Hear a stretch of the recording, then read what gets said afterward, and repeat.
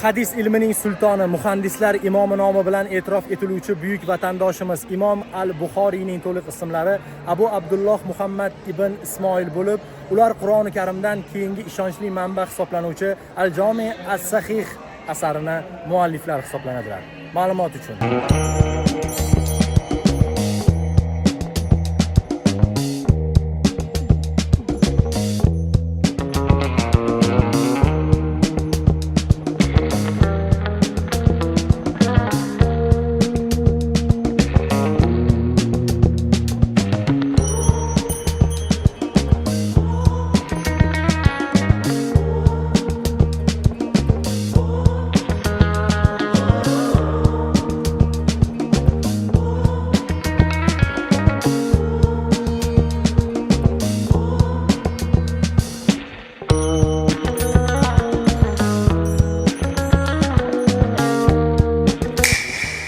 Majmua ichki hovlisida islom sivilizatsiyasi kabi arkalar mavjud va ushbu arkalarga naqshinkor detalizatsiyalar va ichki qismiga Imom al-Buxoriyga tegishli sahih hadislar keltirilgan.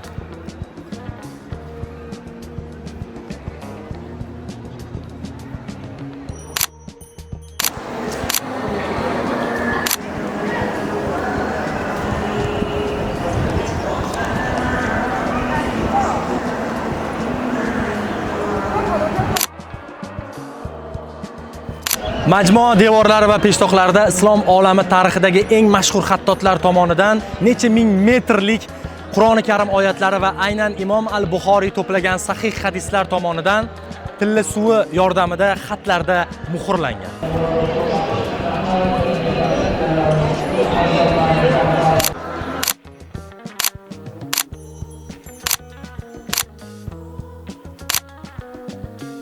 Imom al-Buxoriy qabrlarining ustidagi maqbaraning balandligi 17 metrni tashkil etadi va umumiy arxitektura qurilishda, ya'ni ushbu restavratsiyada eng oliy navli marmarlardan foydalanilgan.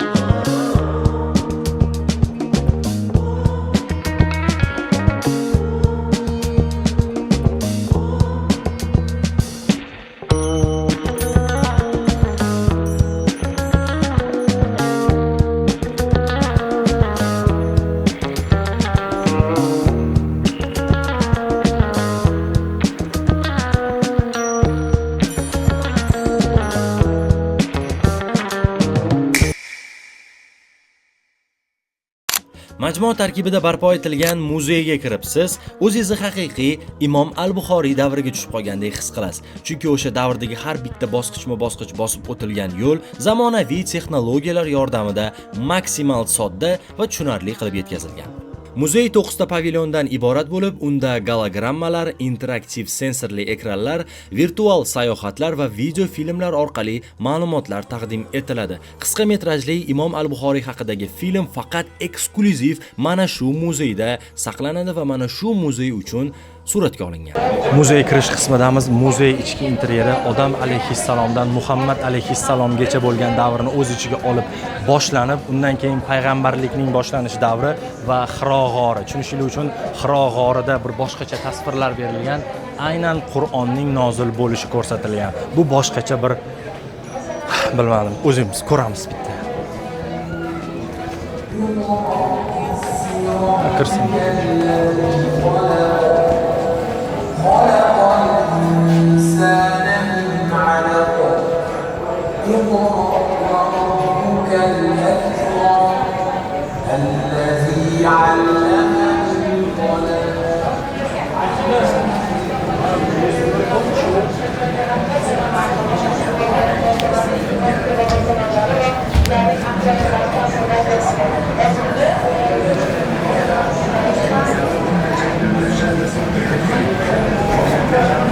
Qur'onning nozil bo'lish ketma-ketligi 3D interaktiv ekranlarda yuzaga keltirilgan, ko'rishingiz mumkin. Bosqichma-bosqich nafaqat kattalar uchun, balki yoshlar, bolalar uchun ham maksimal ma'lumotni to'g'ri va tiniq tushuntirish uchun barcha imkoniyatlar mana ko'rsatib berilgan.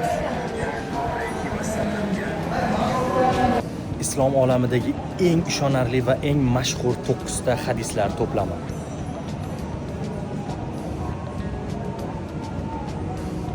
Muzeydagi eng maza qilgan bo'limlarimdan biri, mingdan ortiq hadis mavjud joyda aynan 3D interaktiv orqali ekranlarda o'zbek va ingliz tilida tarjimalarni siz mana bunaqa tarzda tortib ko'rishingiz mumkin.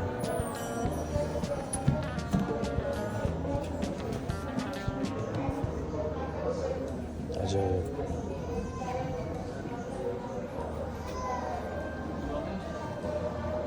Muzeyda eng maza qilgan joyim uchar gilam pavilyoni. U bolalar va ziyoratchilar uchun 5D formatida yaratilgan bo'lib, tomoshabinlar ushbu gilamga o'tirib go'yoki qadimiy davrlarga virtual sayohat qilish imkoniga ega bo'ladilar. Yana ham aniqrog'i, ushbu uchar gilam pavilyoni Imom al-Buxoriyning bosib o'tgan yo'li haqida gapiradi. Bundan tashqari muzeyda Imom Buxoriyning hayot yo'li, Al-Jami as-Sahih asarining qadimiy nusxalari, alloma o'qigan maktab va madrasalar maketlari hamda o'sha davr muhitini aks ettiruvchi eksponatlar o'rin olgan. Yotamiz.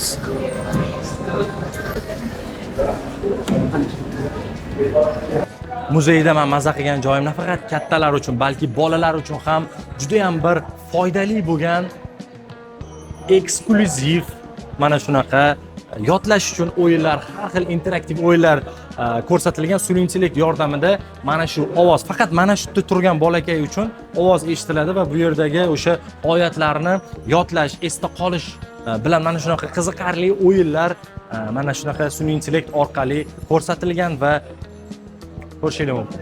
Ajoyib. Muzey qismi davomida islom olamidagi eng mashhur va eng ishonchli 9 ta hadislar to'plami ko'rsatilgan. Aynan Imom al-Buxoriy ichki muzey qismidagi meni eng e'tiborimni bir boshqacha olgan va eksklyuziv film qilingan ushbu kichik zaldamiz.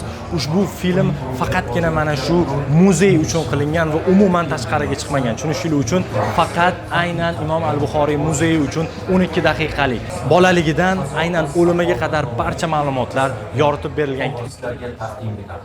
Ular esa uni bir e'tirof va taqsim bilan qarshi oldi. Monitorning markaz qismida aynan Imom al-Buxoriy hazratlarini qaysi shaharlarga borganlari, ilm yo'lida qanchalar masofani bosib o'tganlari keltirilgan va 14,000 kilometr deb belgilanmoqda va undan ham ko'p bo'lishi mumkin albatta. Balki 100,000 kilometrgacha borishi mumkin ushbu masofa. Hozir bizda qanday sharoitlar bo'lib turib ilm olishga erinamiz, lekin o'sha davrdagi ushbu ulug' zotni hurmatlari cheksiz.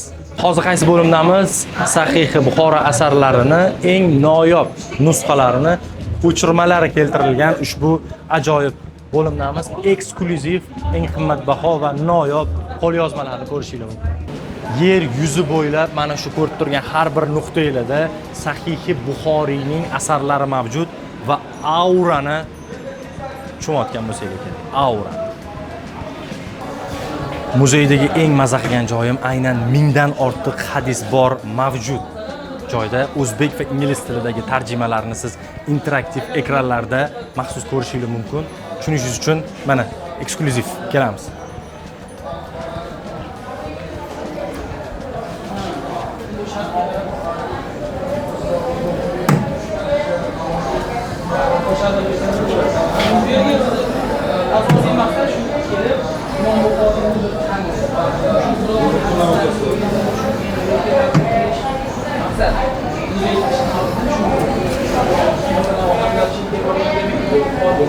Buxoriy majmuasini mustaqillikdan oldingi maketi ko'rinishi ko'rishingiz mumkin. Faqat sizlar uchun maxsus maket va kontent. Va mustaqillikdan so'ng Islom Karimov tashabbusi bilan mana shunday holatga keltirilgan. Ko'rishingiz mumkin. Bu yerda esa umumiy ma'lumotlar va albatta hozirgi muhtaram prezidentimiz Shavkat Mirziyoyev tomonidan Imom al-Buxoriy majmuasi mana shunday bir go'zal muhtasham ko'rinishga keldi. Hozirgi ko'rinish. Ulkan loyiha. Imom Buxoriyni bir paytlar dunyoning eng zo'r olimlari imtihon qilmoqchi bo'lishganini bilarmidingiz? Buxoriy Bag'dodga kelganida 10 ta olim unga 100 ta hadisning matni va roviylarini chalg'itib, aralashtirib o'qib berishadi. Maqsad uni adashtirish va bilimsizga chiqarish edi. Imom Buxoriy har birini eshitib, xotirjamgina "Bunday hadisni bilmayman" deb turaveradi. Hamma uni yiqildi deb o'ylaydi. Lekin 100 ta hadis tugagach, Imom Buxoriy bir marta eshitgan 100 ta xato variantini ham, ularning asl to'g'risini ham ketma-ket biror so'zini adashtirmay aytib beradi. Buni ko'rgan Bag'dod olimlari hayratda qoladi. Shundan so'ng u kishiga islom olamida hadis ilmining sultoni unvoni beriladi. Nimaga ushbu bo'limni qo'riqlab turibdi? Chunki ushbu bo'limda Imom Buxoriy ordeni sohiblari va maxsus Imom Buxoriy ordeni va oliy darajadagi Imom Buxoriy ordeni mavjud. Va ushbu zonaga yaqin kelsangiz, o'z-o'zidan signalizatsiya ishlab ketishi mumkin va jiddiy tarzda qo'riqchi ushbu zonani qo'riqlamasa bo'lmaydi va muzeyimiz eksponatlari kelajak avlod merosi. Iltimos sizlardan oilalarga teginmasin. Sifatli va foydali kontentni qo'llab-quvvatlashni istasangiz, pastdagi tirikchilik bot havolasi orqali istalgan summani yuborishingiz mumkin. Sizni qo'llab-quvvatlashingiz kanalda yangi kontentlar chiqishi uchun yordam beradi. Rahmat. ushbu oliy darajadagi ordenga 850 gram sof tilla ishlatilgan. Tushunishingiz uchun qay darajadagi qimmatbaho va juda jiddiy bir boshqacha ahamiyatga ega bo'lgan orden.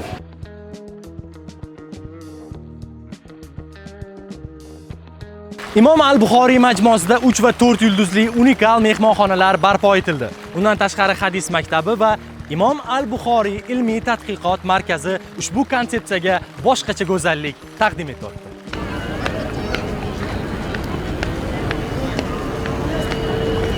Imom al-Buxoriy majmuasi shubhasiz 21-asr loyihasi, haqiqatda 2-Makka va Markaziy Osiyo Toj Mahali. Umid qilamanki, ushbu kontent ushbu majmuaga yetib kela olmagan yurtdoshlarimiz uchun manfaatli bo'ldi va albatta kontent yoqqan bo'lsa, like, qo'ng'iroqcha va obuna bo'lishni unutmang. Nima deymiz? An'anamizga sodiq qolgan holda arxitektura, kecha, bugun va kelajak. Gaplashamiz.